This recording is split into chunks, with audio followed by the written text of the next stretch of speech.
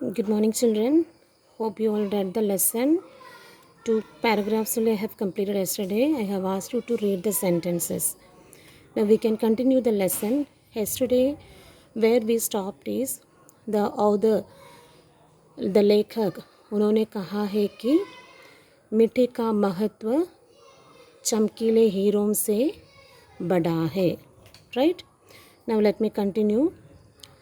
शिशु भोलानाथ के संसर्गस्थो मैले जो करत गाद की नौबत आई, अखाड़े की मिट्टी में सनी हुई देह से तो कहीं उपकाई ही जाने लगे.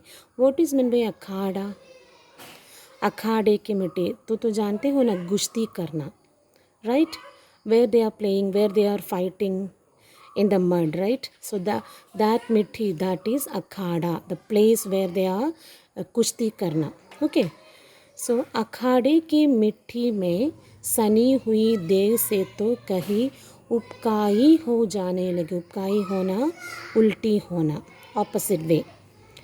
जो बचपन में धूल से खेला है वह जवानी में अखाड़े की मिट्टी में सनने से कैसे वंचित रह सकता है. As we said in the previous paragraph, जिसका बचपन मिट्टी के साथ हुआ है उसे अखाड़े की मिट्टी क्या और प्रकृति के अलग मिट्टी क्या, सबके सब बराबर है. ऐसे बच्चों के लिए और ऐसे मानव के लिए मिट्टी का महत्व सबसे ज़्यादा महत्वपूर्ण होगा. वह जवानी में अखाड़े की मिट्टी में सनने से कैसे वंचित रह सकता है. रहता है तो उसका दुर्भाग्य है और क्या. सो ऐसे बच्चों को, ऐसे इंसानों को जीवित रहना और प्रकृति के साथ जीवन निभाना संभव ही है. ये साधारण धूल नहीं है, वरन तेल और मट्टे से सिंचाई हुई वह मिट्टी है जिसे देवता पर चढ़ाया जाता है. That also very true. यह मिट्टी तो निसार मिट्टी नहीं है, यह मिट्टी तेल और मट्टे से सिंचाई हुई है. सिंचाई होना, पकाना, पकाई करना.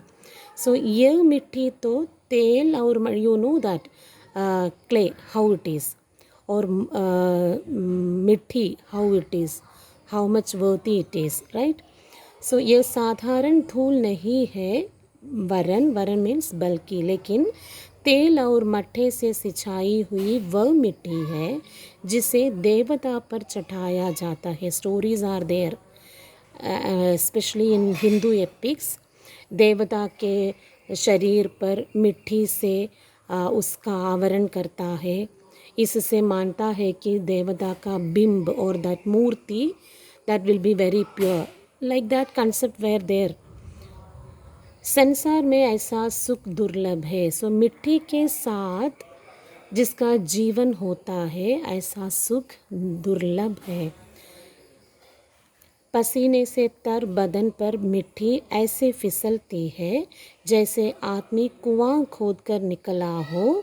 उसकी मांसपेशियां फूल उठती है, आराम से वह हरा होता है. जो इंसान और जो मानव मिट्टी में अपना जीवन चलाता है और मिट्टी के साथ अपना जीवन चलाता है, उसे कुआं खोदना और मेहनती काम करना आसान ही पड़ जाता है. अखाड़े में निर्द्वंद चारों खाने चित लेटकर अपने को विश्व विजयी लगाता है. ऐसा इंसान और ऐसा मानव जो प्रकृति के साथ जी कर आया है, ऐसा मानव का जीवन और ऐसे लोगों का जीवन हमेशा विजय होता है. उसका बल ज़्यादा होता है, उसको अधिक शक्ति मिलता है.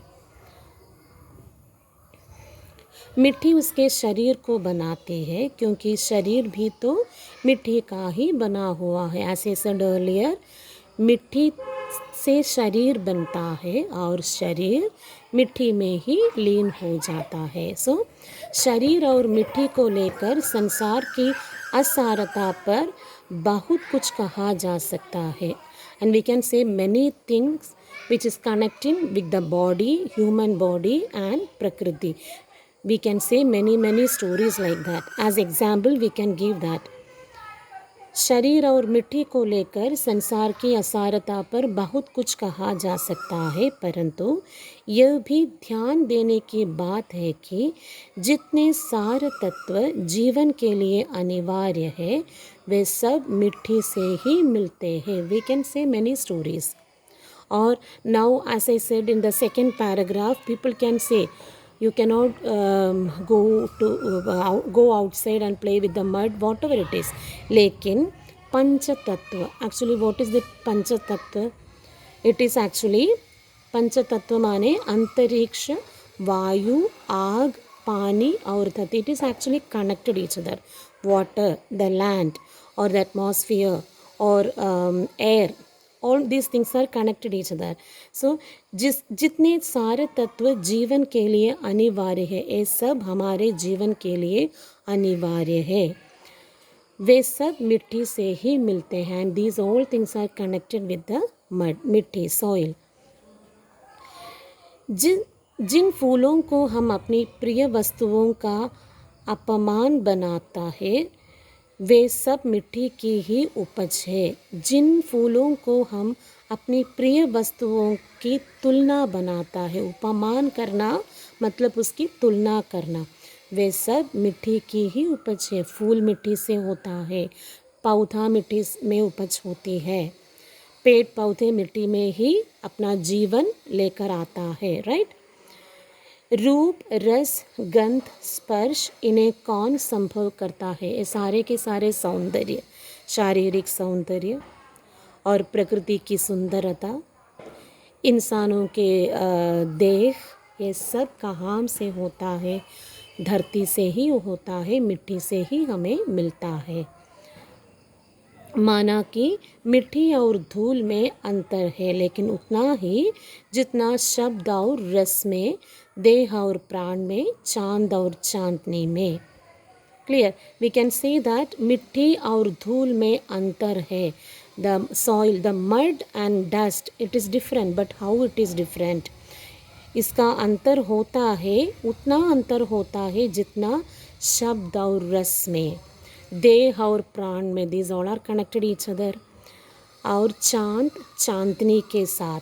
मिट्टी की आभा का नाम धूल है और मिट्टी के रंग रूप की पहचान उसकी धूल से ही होती है. सो मिट्टी, धूल दोनों एक दूसरे से कनेक्टेड है, एक दूसरे से मिलता ही रहता है. मिट्टी की आभा का नाम धूल है. आभा मीन्स सौंदर्य, भंगी, शोभा. सो मिट्टी की आभा धूल है और मिट्टी के रंग रूप की पहचान उसकी धूल से ही होती है. मिट्टी कैसा है, अच्छा है या नहीं, क्या हम उपज कर सकते हैं या नहीं, ये सब, उसका रंग, ये सब धूल को पहचानने से आता है और धूल की परख करने से ही हमें मिलता है. I am reading the sentence again. माना कि मिट्टी और धूल में अंतर है, लेकिन उतना ही जितना शब्द और रस में, देह और प्राण में, चांद और चांदनी में. मिट्टी की आभा का नाम धूल है. You can underline the sentence over there.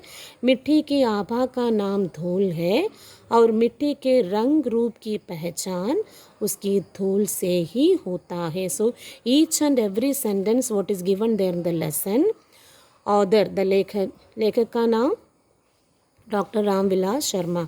उन्होंने कहता है कि मिट्टी और इंसान एक दूसरे से संबंधित रहता है.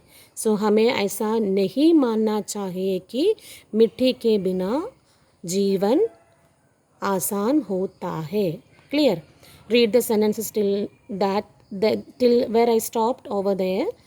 Till that you can read. I'll come during the next day. Okay.